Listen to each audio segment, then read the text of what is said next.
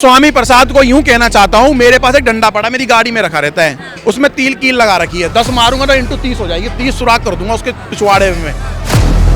स्वामी प्रसाद मौर्य, मैं तुझे चैलेंज देता हूं, तू अपनी बेटी के लिए भी बीजेपी से उतार के दिखा देना।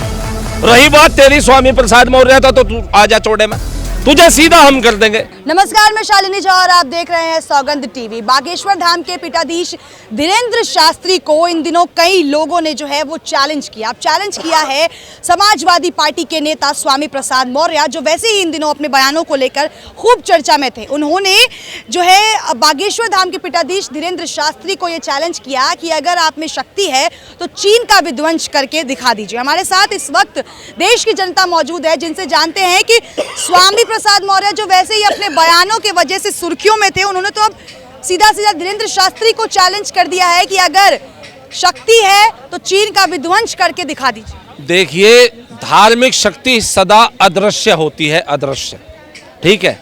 और चीन ऑलरेडी अपनी ग्रह परिस्थितियों से जूझ रहा है, तो वो धार्मिक शक्ति है कि जो वो कहते हैं ना एक कि बुरा जो देखन में चला बुरा ना मिलियो कोई, जब अपने मन झाके मुझसे बुरा ना कोई। तो जो उसने बुरा करना चाहा था, एक ओमिक्रॉन ये कोरोना वायरस बना करके विश्व में जो बीमारी फैलानी चाहिए थी, आज वो संकट में इतना फंस गया है कि आज भी उससे उभर नहीं पा रहा है। इससे बुरा स्वामी प्रसाद मौर्य और क्या करवाओगे? बचा कुचा उसके जो चांगी पोंगी से वहां पे आए थे बॉर्डर पे, हमारे फौजियों ने डंडा मार मार के कमर शुद्धि कर दी। रही बात तेरी स्वामी प्रसाद मौर्य था तो तू आजा चौड़े में, तू चौड़े में आजा। देख, बागेश्वर धाम के चले तेरियां तैयार खड़े हैं, तुझे सीधा हम कर देंगे, तुझे ध्वस्त हम कर देंगे। और तुझे ध्वस्त करेगी यूपी की जनता, और तू ध्वस्त करेगा अखिलेश यादव को। ये अखिलेश यादव को ध्वस्त करेगा, ये जितना अखिलेश यादव के साथ चिपक के चलेगा उसे एकदम ध्वस्त कर देगा। साइकिल को ध्वस्त करके छोड़ेगा ये। और उनका मंत्र वही होता है ओम स्वाहा, और वो स्वाहा हो चुका है चीन का भी और इसकी सपा पार्टी का भी। भाई साहब हमारे कह रहे थे स्वामी प्रसाद, किसकी बात कर रहे हो? स्वामी प्रसाद मौर्य, मैं तुझे चैलेंज देता हूं, तू अपनी बेटी के लिए भी बीजेपी से उतार के दिखा देना। मैं बीजेपी का सपोर्टर नहीं हूं, मैं बीजेपी से भी उतार के दिखा देना। सुन, पहले तेरी बेटी बीजेपी से सांसद है, इस्तीफा क्यों नहीं दिलवा रहा है? ये बीजेपी के मिले हुए साधु हमारे स्वामी जी पे, बागेश्वर महाराज पे ये कह रहे हैं बीजेपी के एजेंट, बीजेपी के, इसने बोला है स्वामी प्रसाद। तो मैं तुझे बताता हूँ, तूने अपनी लड़की वहां पे क्यों छोड़ रखी है? और सुन, तू ये कहता होगा बधाइयों से सांसद इन्होंने गूगल पढ़ लिया, तो सुन, बिसौली तहसील, मैथरा, अपगने, आंवला, सुन, उजिहानी तहसील, अब्दुल्लागंज, सिरोही।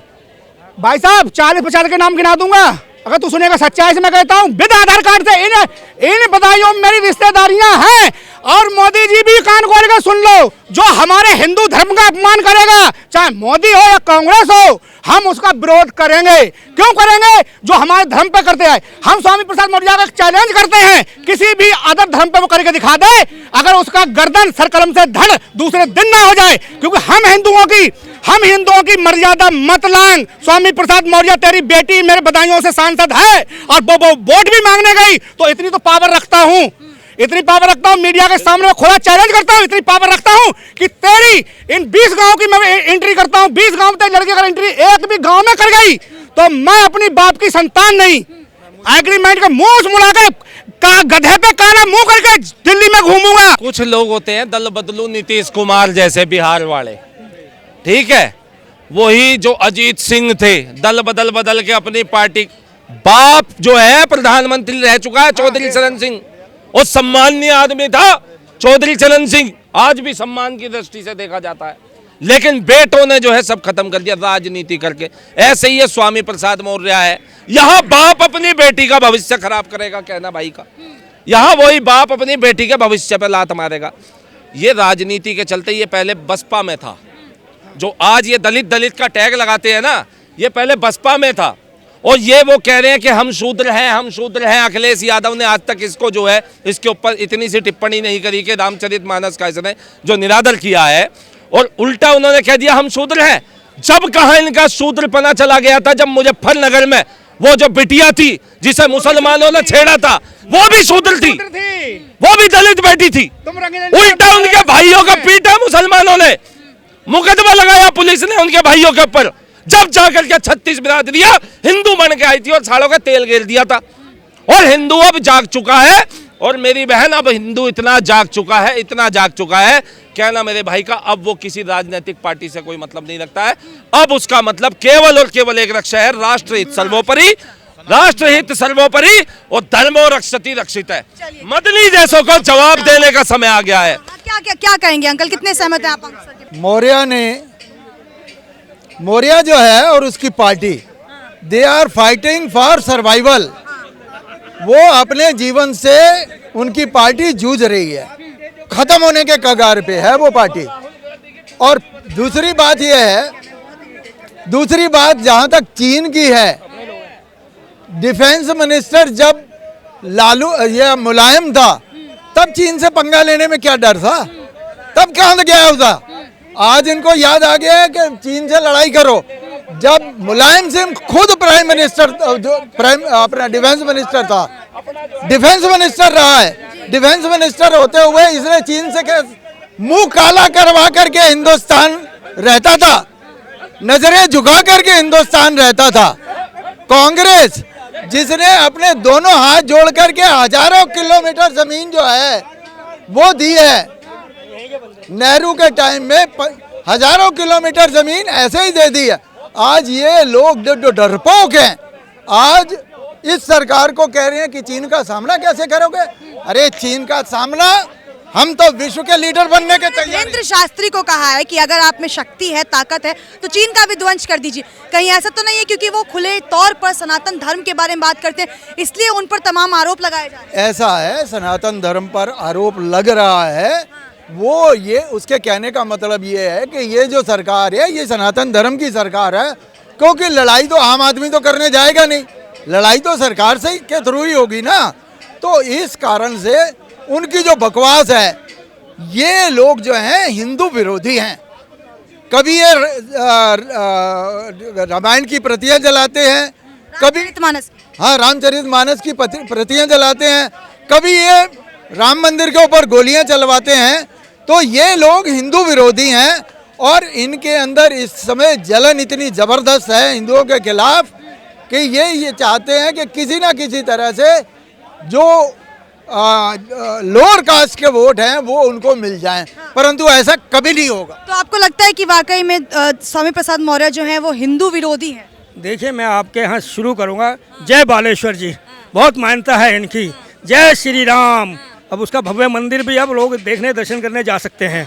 मैं कहता हूँ अगर शक्तियाँ नहीं होती, और जो उन्होंने कहा है, तो सपा के जो नेता ने बोला है, जो कभी बसपा पे था, कभी बीजेपी में था, सोना मौर्य ने जो बात बोली है भाई, उसको अपने जाति के लोगों ने नहीं वोट देनी है। अब मान तो उन सबका हुआ जो राम वंशज हैं, जिनमें राम कण कण में राम है, पक्षी में राम, पौधे में राम, जानवर में राम। तो कहने का मकसद है ये अपनी जो राजनीति का सेजा सेक रहा था और इसको गले लगा के जो मुलायम सिंह का बेटा है उसको बड़ी वाह लूट रहा था, पदोन्नति कर रहा था। समाज के भी अब उनके समाज के भी लोग सड़क जाएंगे, बिदक जाएंगे।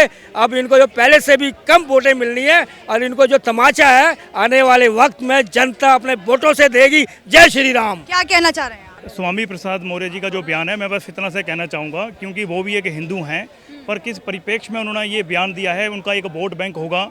मुझे लगता है वोट बैंक की राजनीति से ऊपर कुछ भी नहीं है। ये एक उनका वोट बैंक उनको दिखा होगा, उस मद्देनज़र उन्होंने ये बयान दिया होगा।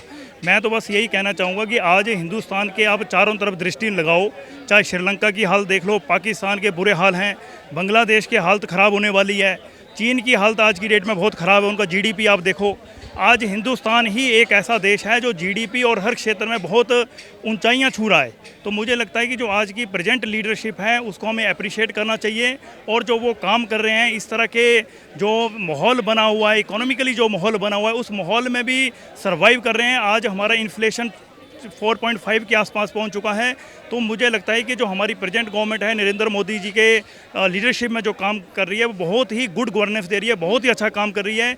बाकी जो उनका बयान है वो सिर्फ एक वोट बैंक की राजनीति है, उससे ऊपर कुछ भी नहीं है। देखो, ज़्यादा सत्तियाँ ना देखें, नहीं तो ज़्यादा सत्तियाँ देखेंगे ना, देश के ना 30,000 मंदिर ये मस्जिद और जो मदरसों के अंदर जो इन्होंने दफना रखे ना, वो सबके सब निकल जाएंगे। सनातन में आप क्या समझ रहे हो, वो भी शक्ति है। जो राम मंदिर बना है वो भी शक्ति थी, जो 370 हटी है वो भी शक्ति थी। ये शक्ति है। आज जो आटा महंगा हो रहा है पाकिस्तान में, वो भी जो है ना, वो सब शक्ति है। अब इस देश में आप चमत्कार नहीं हो रहा, धारा 370 खत्म हो रही है, शक्ति है। इनको जो वेतन मिलता था, इनको मदरसों वाले मस्जिद वालों को, इनका सब वो बंद हो गया भारत में, वो सब शक्ति है। इस देश को इस्लामिकरण जो चाह रहे थे, वो जो इनको ध्वस्त करा गया, जो इस देश का इस्लामिकरण करना चाहते थे मुसलमान, वो जो उसको रुकावट गया, PFI को बैन करा, ये सब शक्ति है। सब शक्तियां आज हमारे साथ, इस देश के साथ जो गलत हो रहा है, मोदी जी उसको सही करते जा रहे हैं। ठीक है जी, नहीं कुछ भी गलत नहीं होगा, तो ये सब शक्ति है। और बागेश्वर महाराज जी की रही, धीरेन्द्र शास्त्री जी की बात, इन्होंने धीरेन्द्र शास्त्री जी को हर प्लेटफॉर्म पे बिठा लिया। मैं कह रहा हूँ 148 मीडिया वाले भी खड़े हुए थे वहां पर, 148 मीडिया, नेशनल, बड़े छोटे सब चैनल, सबका मुंह बंद कर दिया। बड़े बड़े दिग्गज चैनल जाके पैरों में पड़ गए हैं।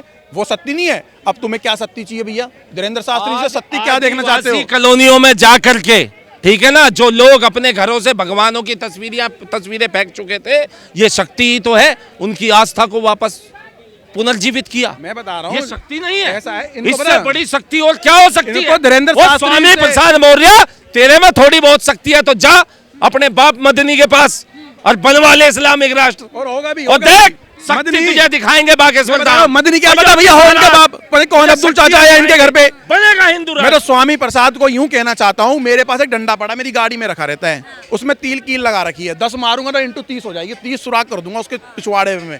अगर उसने अपनी माँ का दूध पिया और एक बाप का सगाया, तो अगर जगह बता कर क्या हम मिलेंगे उससे। और मैं आपको एक बात बताना चाह रहा हूँ, धीरेन्द्र शास्त्री जी की बात है, भारत के अंदर, इस देश के अंदर 100 करोड़ सनातनी धीरेन्द्र शास्त्री जी के लिए अपनी गर्दन भी कटाने के लिए तैयार हैं। अगर उनके ऊपर परसन चिन्ह उठाओगे तो आप हर जगह पे मार ही मार खाओगे। स्वामी प्रसाद मौर्य अगर हम राष्ट्रवादियों के आगे आके खड़ा हो गया तो इतना तोड़ देंगे उसे, इतना तोड़ देंगे कि फिर किसी मौलाना मौलवी के पास ऐसी कोई दुआ पढ़ने की शक्ति नहीं बचेगी जो उसकी हड्डियों को भी जोड़ सके। और ना डॉक्टरों की तो छोड़ दो, चादर वाला जोड़ पाएगा और ना कोई फादर वाला जोड़ पाएगा। भाग जाएंगे, ना कोई चादर फादर, तो वैसे ही बाइकआउट कर रहे हैं पूरे भारत के अंदर। नहीं तो इन सब भैया से पूछ लो, सारे के सारे सनातनी खड़े, शेर खड़े। चलिए, तो ये हमारे साथ देश की जनता जुड़ी हुई थी, जिनसे जानने की कोशिश की कि स्वामी प्रसाद मौर्य जिस तरीके से इन दिनों बयानबाजी कर रहे हैं, लगातार सनातन धर्म को टारगेट कर रहे हैं, और अब तो उन्होंने सीधा सीधा धीरेन्द्र शास्त्री पर जो है वो सवाल खड़ा कर दिया। इनकी राय आपने सुनी, और हाजिर होंगे एक नए मुद्दे, एक नए वीडियो के साथ। मुझे दीजिए इजाजत।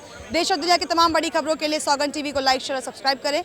कैमरा पर्सन पंचानन के साथ शालिनी झा, दिल्ली, सौगंध टीवी। आप देख रहे हैं सौगंध टीवी, सौगंध वतन की।